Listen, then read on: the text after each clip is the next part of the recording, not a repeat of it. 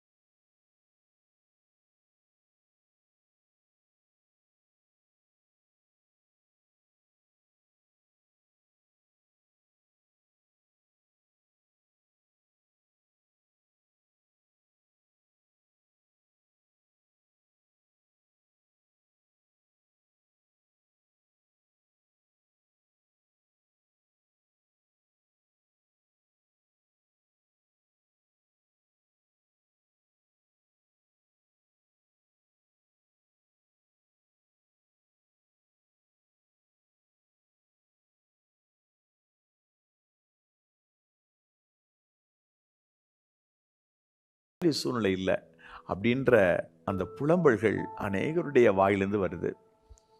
நிறைய சந்தர்ப்பங்களில் நாம் முன்பு இருந்த நற்சீரை நாம் யோசித்து பார்த்து நாம் சோர்ந்து போகிறோம், மனசில் கவலைப்படுறோம்.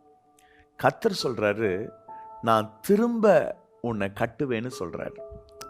யோபு புத்தகம் 22வது அதிகாரம் 23வது வசனத்தில் நாம் அதை வாசிக்கிறோம். திரும்ப கட்டப்படுவீர். நாம் திரும்ப கட்டப்படுவது என்பது ஒரு மகிழ்ச்சியான விஷயம். ஏற்கனவே மிக அழகாய் நேர்த்தியாய் கட்டி வடிவமைக்கப்பட்ட அழகுபடுத்தப்பட்ட நம்முடைய வாழ்க்கை ஒரு சந்தர்ப்பத்தில் இடிஞ்சு போயிடுச்சு, ஒரு சந்தர்ப்பத்தில் உடைஞ்சு போச்சு. நம்மளால வெற்றி பெற முடியல, மீண்டும் நம்ம எந்திரிக்க முடியல, மீண்டும் சாதிக்க முடியல, நாம் சோர்ந்து போனோம். ஆண்டவர் அப்படிப்பட்டவங்களுக்கு சொல்லுகிறார், என் மகனே மகளே, நான் உன்னை திரும்ப கட்டுவேன், நான் உன்னை திரும்ப கட்டுவேன், நீ கட்டப்படுவாய் என்று கர்த்தர் சொல்லுகிறார். ஆண்டவர் நம்மை கட்டுவாரா? திரும்ப கட்டுகிற கர்த்தர். நாம் இழந்தவைகளை, இடிந்தவைகளை, இடித்து போடப்பட்டவைகளை, உடைந்து போன நிலையில் இருக்கிறவைகளை ஆண்டவர் திரும்ப எடுத்து கட்டுவேன் என்று சொல்லுகிறார். ஆண்டவர் நம்மை கட்டுகிறவர், திரும்ப எடுத்து கட்டுகிறவர். இந்த நாளிலும் ஆண்டவருடைய அந்த ஆசீர்வாதத்தை, அந்த நிறைவை, அந்த நன்மையை நாம் அனுபவிக்கும்படி கர்த்தர் நமக்கு உதவி செய்வார். திரும்ப கட்டப்படுவதற்கு இந்த வசனத்தில் இருக்கிற நிபந்தனைகளை நாம் கவனிப்போம். என்ன நிபந்தனை சொல்லப்பட்டிருக்கு பாருங்கள். மீண்டும் அந்த வசனத்தை முழுமையாக வாசிக்கிறேன். நீ சர்வ வல்லவரிடத்தில் மனம் திரும்பினால் திரும்ப கட்டப்படுவீர். சர்வ வல்லவரிடத்தில் மனம் திரும்பினால், நீ திரும்பினால் திரும்ப கட்டப்படுவீர். திரும்பணும். நாம் மனம் திரும்பினால் திரும்ப கட்டப்படுவோம். நம்முடைய வாழ்க்கையில ஒரு மாற்றத்தை கர்த்தர் பார்க்க விரும்புகிறார். மனம் திரும்பின ஒரு வாழ்க்கை நமக்கு வேண்டும். நீங்கள் மனம் திரும்பினால், மனம் பொருந்தினால் திரும்ப கட்டப்படுவீர்கள், திரும்ப கட்டப்படுவீர்கள். ஆண்டவராகிய தெய்வம், கர்த்தராகிய இயேசு கிறிஸ்து இந்த நாளிலே ஆண்டவர் உங்களை திரும்ப எடுத்து கட்டும்படி விரும்புகிறார். திரும்ப கட்டப்படும்படி கர்த்தர் உங்களுக்கு உதவி செய்வார். ஆண்டவருடைய தெய்வீக ஆசீர்வாதம், தெய்வீக பரிசுத்த பிரசன்னம் உங்களுக்கு உண்டாகும்படி, உங்களுக்கு கிடைக்கும்படி, அவருடைய முகத்தை நோக்கி பார்த்து திரும்ப வேண்டிய விஷயத்தில் மனம் திரும்பும் பொழுது, எதெல்லாம் இடிஞ்சு போச்சோ, எதெல்லாம் உடைஞ்சு போச்சோ, எதெல்லாம் இல்லாம போச்சோ, அதிலெல்லாம் ஒரு மாற்றத்தை கர்த்தர் செய்து உங்களை ஆசீர்வதிப்பார். உங்களுடைய வாழ்க்கையில், உங்களுடைய ஜீவிதத்தில் ஒரு மாற்றம் தேவைப்படுகிறதா? என் அன்பு தெய்வத்தினுடைய பிள்ளைகளே, ஆண்டவர் உங்களுக்கு ஒரு அதிசயத்தை செய்யட்டும், உங்களுக்கு ஒரு அற்புதத்தை செய்யட்டும். என் அருளாதர் இயேசு கிறிஸ்துவனுடைய மிகப்பெரிய ஆசீர்வாதம், மிகப்பெரிய நன்மை உங்களுக்கு உண்டாகும்படி, உங்களுக்கு கிடைக்கும்படி நான் உங்களுக்காக விண்ணப்பிக்க விரும்புகிறேன். நேசர் இயேசு உங்களுடைய வாழ்க்கையில மிகப்பெரிய ஒரு அற்புதத்தை செய்வார், மிகப்பெரிய ஒரு அதிசயத்தை செய்வார். நீங்கள் கட்டப்படுவீர்கள். எது இல்லை என்று வருத்தப்படுகிறீர்கள், எது எனக்கு கிடைக்கலையேன்னு கஷ்டப்படுறீங்க, அதெல்லாம் பரலோகத்தின் தேவன் பார்க்கிறார். ஏற்ற காலங்களிலே அவைகளை ஆண்டவர் சரி செய்து நீங்கள் மேன்மையான ஆசீர்வாதங்களை காணும்படி அவர் உங்களுக்கு உதவி செய்வார். இந்த நாளிலும் ஆண்டவர் உங்களுக்கு அருள் பாராட்டுவதற்கு, ஆண்டவர் உங்களுக்கு தயவு செய்வதற்கு, ஆண்டவர் உங்களுக்கு இரக்கம் பாராட்டுவதற்கு நான் உங்களுக்காக மன்றாட விரும்புகிறேன், உங்களுக்காக ஜெபிக்க விரும்புகிறேன். முடிவில் விசேஷித்த ஒரு ஜெபத்தை நம்ம செய்வோம். உங்களுடைய வாழ்க்கை அப்படியே உடஞ்சு போயிடாது பிரதர், உங்கள் வாழ்க்கை அப்படியே நலிந்து போயிடாது சகோதரனே, சகோதரியே. நேற்றைய தினத்தில் ஒரு அருமையான வாலிப தங்கை எனக்கு கன்னியாகுமரி மாவட்டத்திலிருந்து ஒரு ஜெப விண்ணப்பத்தை அனுப்பியிருந்தார்கள். அதனுடைய சகோதரியுடைய பெயரை நான் சொல்லாமல் சொல்லுகிறேன். ஒருவேளை இந்த நிகழ்ச்சியை அவர்கள் பார்க்கக்கூடும். ஒருவேளை அவர்கள் பார்க்காவிட்டாலும் தனிப்பட்ட ஜெபத்திற்காக என்னிடத்தில் சொல்லக்கூடிய விடயங்களை அப்படியே நாம் சொல்வது நாகரிகமாக இருக்காது. அந்த அன்பு மகள் பாரத்தோடு ஒரு குறிப்பு எனக்கு அனுப்பிச்சிருந்தாங்க. ஜாபும் பிரச்சனையா இருக்கு, திருமண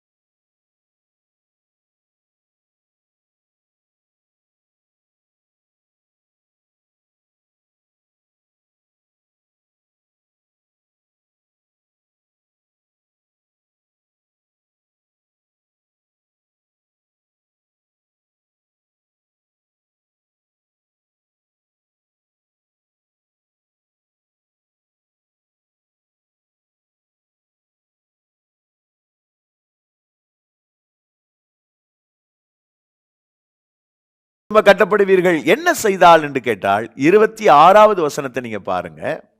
39-26 எசேக்கியேல். அவர்கள் தங்கள் அவமானத்தையும் பயப்படுத்துவார் இல்லாமல் தங்கள் சுகமாய் தங்கும் தேசத்திலே குடியிருக்கும் போது எனக்கு விரோதமாய் தாங்கள் செய்த எல்லா துரோகத்தையும் சுமந்து தீர்த்த பின்பு நான் யாக்கோபின் சிறையிருப்பை திருப்பி என்று வருகிறது.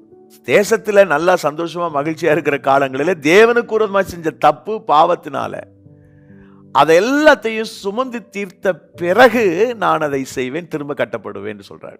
நீங்க புதிய ஏற்பாட்டு காலங்களில் வாழ்கிற நமக்கு கர்த்தர் இந்த வசனத்துடன் சொல்றது என்னன்னா, நீங்க ஃபீல் பண்ணீங்கன்னா போதும். அதாவது நீ உணரணும், நான் இடிக்கப்பட்டதற்கான காரணம், நான் நொறுக்கப்பட்டதற்கான காரணம், நான் பிடுங்கப்பட்டதற்கான காரணம் என்னன்னா நான் செய்த தவறு. அதனாலதான் இந்த தண்டனை எனக்கு, அதனாலதான் நான் சிட்சிக்கப்பட்டிருக்கிறேன், அதனாலதான் வேதனையோடு இருக்கிறேன் அப்படின்றத நீங்க உணர்ந்துட்டாவே நீங்கள் திரும்ப கட்டப்படுவீர்கள். நீங்க ஃபீல் பண்றீங்களா, நம்ம தப்புனாலதான் இது நடந்துச்சுன்றதை உணர்றீங்களா அப்படின்னு சொன்னா, உணர்ந்துட்டீங்கன்னா, உண்மையா உணர்ந்துட்டீங்கன்னா உங்களை ஆண்டவர் திரும்ப கட்டுவார், நீங்கள் திரும்ப கட்டப்படுவீர்கள். ஆகவே மனம் திரும்புதல் என்பது பாவத்தை சுமந்து தீர்க்கும்படி அவருடைய தண்டனை, அவருடைய சிட்சையை நான் சகித்துக் கொள்வது முதலாவது. இரண்டாவது, மனம் திரும்புதல் என்பது தேவனால் நம்மை சுத்திகரிக்கப்படுவதற்கு அர்ப்பணிப்பது. மனம் திரும்புதல் என்பது இனிமே நான் அசுத்தமான காரியத்தை செஞ்சது போதும், இனிமே சுத்தமா வாழணும்பா அப்படின்னு ஆண்டவருடைய சுத்திகரிப்புக்கு நம்மை அர்ப்பணம் செய்வது, நம்மை விட்டு கொடுப்பது மனம் திரும்புதல் என்பதாகும். அப்படி செய்யும் போது முன்னாடி இருந்தது போல, முன்னாடி இருந்த நிலை என்னவோ, உங்களுக்கு இருந்த ஹானர், உங்களுக்கு இருக்கான ஃபேம் அண்ட் பிரைஸ், உங்களுக்கு இருக்கான எல்லா விதமான ஆசீர்வாதங்களின்படி மீண்டும் உங்களுடைய லைஃப்ல உங்களுடைய வாழ்க்கையை கட்டுவார். ஏசாயா தீர்க்கதரிசனாகமம் 1ஆம் அதிகாரம் 26வது வசனம். உன் நியாயாதிபதிகளை முன்னிருந்தது போலவும் உன் ஆலோசனைக்காரரை ஆதியில் இருந்தது போலவும் திரும்ப கட்டளையிடுவேன், திரும்ப கட்டளையிடுவேன்.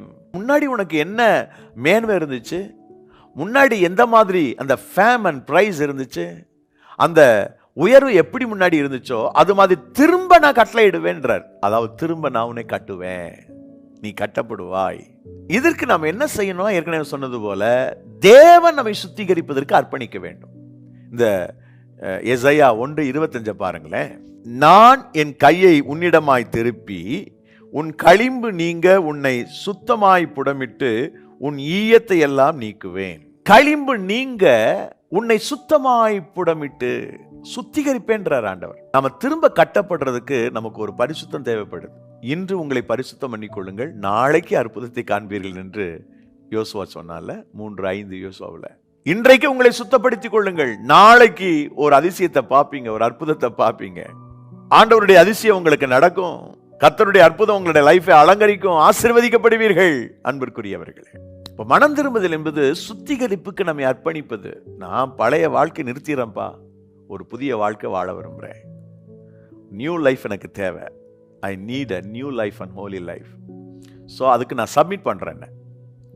அந்த உணர்வோடு நீங்கள் ஆண்டவரை நோக்கி பார்ப்பீர்களே ஆனால், என் அன்பு சகோதர சகோதரிகளே, உங்கள் வாழ்க்கையில், உங்களுடைய ஜீவிதத்தில் மிகப்பெரிய மாற்றங்களை கர்த்தர் செய்வார், மிகப்பெரிய அற்புதங்களை கர்த்தர் செய்வார். நம்முடைய ஆண்டவர் மகா பெரியவர், நம்முடைய ஆண்டவர் அதிசயங்களை செய்கிறவர். உங்களுக்காக, எனக்காக மகிமையானவைகளை நிகழ்த்துகிறவர் நம்முடைய தேவன். அவரால் கூடாதது, அவரால் முடியாதது ஒன்றுமே இல்லை, ஒன்றுமே இல்லை. நம்முடைய சிறையிருப்பை மாற்றுவது தேவனுக்கு எப்படி லேசா இருந்துச்சோ அது மாதிரி மறுபடியும் உங்களை பழைய அந்த பொசிஷன்ல, அந்த ஃபேம் அண்ட் பிரைஸ்ல, கீர்த்தியும் புகழ்ச்சியுமா நீங்க இருந்தீங்களே அந்த நிலையில உங்களை மறுபடியும் வைக்கிறது அவருக்கு லேசான காரியம். பரிசுத்தத்திற்கு நம்ம அர்ப்பணிப்போம், சுத்திகரிக்கப்படுவதற்கு அர்ப்பணிப்போம். ஆண்டவர் நம்ம சுத்தப்படுத்திட்டார்னா நாம மீண்டும் நம்முடைய நிலையிலே திரும்ப கட்டப்படுவோம். நீங்கள் திரும்ப கட்டப்படுவீர்கள், கர்த்தர் அதை செய்வார். திரும்ப கட்டப்படும்படி கர்த்தர் உங்களுக்கு உதவி செய்வார். மூன்றாவதாக, மனம் திரும்புதல் என்பது அவரை நோக்கி ஜெபம் பண்ணுவது. முதல்ல மனம் திரும்புக்கு முன்னாடி நாம உலக மக்களை நோக்கி பார்த்திருக்கலாம், அனுபவங்களை சார்ந்திருக்கலாம், நம்முடைய சுய பலத்தை நம்பி இருக்கலாம். ஆனா இப்போ அப்படி இல்லை. மனம் திரும்புதல் என்பது நான் அவரை நோக்கி பார்ப்பது, என்னுடைய கண்கள் அவரை நோக்கி பார்ப்பது. அப்படி செய்யும் போது என்ன நடக்குது அப்படின்னா, சத்துருக்கள் என்றிருந்து பிடுங்கின எல்லாத்தையும் திரும்ப நான் பெற்றுக்கொள்ள துவங்குகிறேன். எதெல்லாம் பிசாசு அபகரிச்சானோ, எதெல்லாம் சத்துரு கொள்ளை கொண்டு போனானோ அதெல்லாம் திரும்ப என் கைக்கு வந்துடுது. இது சாமுவேல் காலத்தில் நடந்த ஒரு சம்பவத்திலிருந்து இதை நான் சொல்ல போறேன். 1 சாமுவேல் புத்தகம் 7ஆம் அதிகாரம் 14வது வசனம். பெலிஸ்தர் இஸ்ரவேல் கையிலிருந்து பிடித்திருந்த எக்ரோன் துவக்கி காத் மட்டும் உள்ள பட்டணங்களும் இஸ்ரவேலுக்கு திரும்ப கிடைத்தது. அவைகளையும் அவைகளின் எல்லைகளையும் இஸ்ரவேலர் பெலிஸ்தர் கையிலே இராதபடிக்கு விடுவித்துக் கொண்டார்கள். இஸ்ரவேலுக்கும் எமோரியருக்கும் சமாதானம் உண்டாயிருந்தது. இஸ்ரவேலுக்கு திரும்ப கிடைத்தது. இஸ்ரவேலுக்கு திரும்ப கிடைத்தது. எதை இழந்தார்களோ அது திரும்ப கிடைத்தது. ஆம், அவர்கள் திரும்ப கட்டப்பட்டார்கள். இழப்புகளிலிருந்து வெளியிலே வந்து அவர்கள் மீண்டும் கட்டப்பட்டார்கள். கர்த்தர் உங்களை ரீபில்ட் பண்ணாரு. அதுக்கான காரணம் என்னன்னு கேட்டா, சாமுவேல் தீர்க்கதரிசி தனக்கு ஒரு பவர் இருக்கிறதுன்றதுக்காக, தன்னிடத்தில் ஒரு பெரிய சேனை இருக்கிறது அப்படின்ற அந்த நம்பிக்கையோட இந்த யுத்தத்தை பண்ணாம, யுத்தத்துக்கு முன்னாடி தேவனை நோக்கி பார்த்து விண்ணப்பம் செய்து பலி செலுத்தி அவரை தொழுது கொண்ட பிறகுதான் யுத்தம் செய்ய துவங்குகிறான். நீங்கள் வேதாமத்தில் வாசிக்கும் போது, அதாவது 1 சாமுவேல் 7ஆம் அதிகாரம் 9வது வசனம். அப்பொழுது சாமுவேல் பால் குடிக்கிற ஒரு ஆட்டுக்குட்டியை பிடித்ததை கர்த்தருக்கு சர்வாங்க தகன பலியாய் செலுத்தி இஸ்ரவேலுக்காக கர்த்தரை நோக்கி வேண்டிக் கொண்டான். கர்த்தர் அவனுக்கு மறுமொழி அருளி செய்தார். வேண்டிக் கொண்டான், பலி செலுத்தி வேண்டிக் கொண்டான், பதிலும் கிடைத்தது. பலி செலுத்தினான், பிரார்த்தித்தான், பதில் கிடைத்தது. ரொம்ப அற்புதம். ஆக நான் என்னுடைய வாழ்க்கையில சொந்தமா சுயமா மாமிசத்தை நம்பி செயல்பட்டது போதும், மாமிசத்தின்படி செயல்பட்டது போதும். இப்பொழுது நான் என்னுடைய மனதை தேவன் பக்கம் திருப்பி அவரை ஆராதனை செய்து அவரை தொழுது கொண்டு அவரிடத்தில் நான் ஜெபிக்கிறேன். அப்படி செய்யும் போது என் வாழ்க்கையில் மிக பெரும் மாற்றங்களை கர்த்தர் செய்வார். என் வாழ்க்கையில் மிக பெரும் அற்புதம் நடக்கும். மிக பெரும் அதிசயத்தை கர்த்தருடைய வாழ்க்கையில செய்து உயர்த்துவார். என் அன்பு சகோதர சகோதரிகளே, இந்த நாளில் ஆண்டவர் உங்களை ஆசீர்வதிக்கும்படி, உங்களிலே தம்முடைய மகத்துவத்தை ஆசீர்வாதத்தை செய்யும்படி, உங்களுக்காக நீங்கள் உங்களை ஒப்பு கொடுத்து அவரை பணிந்து கொண்டு விண்ணப்பம் செய்து பாருங்கள். அப்பொழுது நீங்கள் எதையெல்லாம் இழந்தீங்களோ, எதெல்லாம் சத்துரு அபகரித்து கொண்டு போனானோ, அது எல்லாத்திலையும் ஆண்டவர் திருப்ப உங்களுக்கு அதை கொடுத்து தேவன் திரும்ப உங்களை கட்டுவிப்பார். கட்டப்படுவீர்கள், நீங்கள் ஆசீர்வதிக்கப்படுவீர்கள். ஆண்டவருடைய இந்த ஆசீர்வாதம் உங்களுக்கு நிச்சயம் உண்டு. தெய்வத்தினுடைய ஆசீர்வாதங்களை காணும்படி பார்க்கும்படி தேவன் உங்களுக்கு உதவி செய்வார். அன்பு தெய்வத்தினுடைய மக்களே, தேவ பிள்ளைகளே, ஆண்டவருடைய பேராசீர்வாதம் உங்களுடைய வாழ்க்கையை நிரப்புவதற்கு விட்டு கொடுங்க. 4வதாக, மனம் திரும்புதல் என்பது ஆண்டவரை மேய்ப்பராய் கொண்டிருப்பது. மனம் திரும்புதல் என்பது நான் என்னைக்கு மனம் திரும்புறேனோ அதுக்கு பிறகு ஆண்டவர் தான் என்னுடைய மேய்ப்பர், கர்த்தர் தாங்க என்னுடைய மேய்ப்பர் என்று அவரை நம்பி அவரை பின்பற்றி செல்வது. அவர் நம்முடைய மேய்ப்பராய் இருந்தால் அவர் என்ன செய்கிறார் தெரியுமா? எசேக்கியேல் 34:16, நான் காணாமற் போனதை தேடி துரத்துண்டதை திரும்ப கொண்டு வந்து. இங்கே ஒரு திரும்ப கட்டப்படுகிற அனுபவம். திரும்ப கொண்டு வந்து, நான் திரும்ப கட்டப்படுவதற்கு ஆண்டவர் எனக்கு உதவி செய்வார். திரும்ப நான் கொண்டு வருவேன். திரும்ப கட்டப்படுவதற்கு நான் திரும்ப கொண்டு வருவேன் என்று சொல்கிறார். அப்படியானால் அவரை நாம் மேய்ப்பராய் கொண்டிருக்க வேண்டும். முந்தைய வசனம் சொல்கிறது, என் ஆடுகளை நான் மேய்த்து அவைகளை நான் மடக்குவேன் என்று கர்த்தராகிய ஆண்டவர் சொல்கிறார். ஆடுகளை மேய்த்து அவர்களை மடக்குவேன். நாம் ஆராதனை செய்கிற தெய்வன் நல்ல மேய்ப்பர். மனம் திரும்புதல் என்றால் இந்த நல்ல மேய்ப்பனை பின்தொடர வேண்டும். மனமோன போக்கில் போறதில்லை. என்னுடைய மேய்ப்பர் என்ன சொல்றாரோ அதன்படி நான் போவேன் அப்படின்னு போற அந்த அனுபவம் இருந்தா கர்த்தர் துரத்துண்ட உங்களை அவர் மீட்டு கொள்வார். திரும்ப நீங்கள் அந்த பழைய இடத்துக்கு வந்துடுவீங்க. கர்த்தரை மேய்ப்பரை நினைச்சிட்டீங்கன்னாவே போதும். நானே நல்ல மேய்ப்பன் என்று கர்த்தர் சொன்னார். அவரை நல்ல மேய்ப்பரை நினைச்சிட்டீங்கன்னா நீங்கள் துரத்துண்டு போயிருக்கலாம், காணாமற் போயிருக்கலாம். அவரை மேய்ப்பரை நினைச்சிட்டாவே அவர் வருவார். உங்களை தேடி கண்டுபிடிச்சு மீண்டும் உங்களை பாதுகாப்புள்ள இடத்துல கொண்டு போய் நிறுத்துவார். நாம் அந்த கர்த்தரை மேய்ப்பராய் கொண்டிருக்கிறோமா? யோசித்து பார்ப்போம். கடைசியாக, மனம் திரும்புதல் என்பது உறவுகளை நாம் புதுப்பித்துக் கொள்வதற்கு, சிநேகம் பாராட்டுவதற்கு அவசியப்படுகிறது. இது ஒரு ராஜாவினுடைய சம்பவத்திலிருந்து இதை நான் சொல்ல விரும்புகிறேன். 2 சாமுவேல் புத்தகம் 9ஆம் அதிகாரம் 7வது வசனம். தாவீது அவனை பார்த்து, நீ பயப்படாதே, உன் தகப்பனாகிய யோனத்தான் நிமித்தம் நான் நிச்சயமாய் உனக்கு தயவு செய்து உன் தகப்பனாகிய சவுலின் நிலங்களை எல்லாம் உனக்கு திரும்ப கொடுப்பேன். சவுலின் நிலங்களை எல்லாம் திரும்ப கொடுப்பேன். நான் திரும்ப தருவேன்ப்பா. சவுலின் நிலத்தை எல்லாம் திரும்ப தருவேன். திரும்ப கட்டப்படுவாய். உங்க அப்பா இருக்கும்போது நீ என்ன மேன்மையை உணர்ந்தியோ அதே போல அப்பாவுடைய நிலத்தை எல்லாம் நான் உனக்கு தரேன் அப்படின்னு சொல்றான் தாவீது. சவுலுடைய வீட்டு மனுஷனாகிய சீமேயி சிநேகம் பாராட்டல, தூஷித்தான். 2 சாமுவேல் புத்தகம் 16ஆம் அதிகாரம் 5-8 வரைக்கும் வாசித்தீங்கன்னா, சீமே என்கிற சவுலுடைய வீட்டால் பேலியாளின் மனுஷனே தொலைந்து போ இரத்த பிரியனை என்று அவன் கற்களை எரிந்து தூஷித்துக் கொண்டே வந்தான் தாவீத. ஆனால் அவனுடைய முடிவு என்னாச்சு பாத்தீங்களா? 1 ராஜாக்கள் புஸ்தகம் 2ஆம் அதிகாரம் 39 46 வரைக்கும் வாசித்து பார்த்தீங்கன்னா, அந்த சீமேயி அநியாயமா செத்து போறான். சிநேகம் பாராட்ட தவறியவன், தூஷித்தவன், பகைமை உணர்வோடு இருந்தவன் மரித்து போனான் காலத்துக்கு முன்னே. ஆனால் இந்த சீமேயிக்கு மாறாக சவுலுடைய மகன் மேவிபோசேத் என்பவன் தாவீதினிடத்தில் வந்தபோது அவனை பணிந்து கொண்டான், அவனோடு சிநேகம் பாராட்டினான். அதனால என்ன நடந்துச்சு? அவன் இழந்ததை திரும்ப பெற்றுக் கொண்டான். சவுலுடைய குமாரர்களிலே மேவிபோசேத் எதையெல்லாம் இழந்தானோ அதையெல்லாம் திரும்ப பெற்றுக்கொள்ளும்படி கர்த்தர் அவனுக்கு உதவி செய்தார். சிநேகம் பாராட்டுவது, அன்பு பாராட்டுவது, மனம் திரும்புதல் என்பது நாம் அன்பா நடந்துக்கிறது தான். நான் மனம் திரும்பிட்டேன்னு சொல்லி ஊர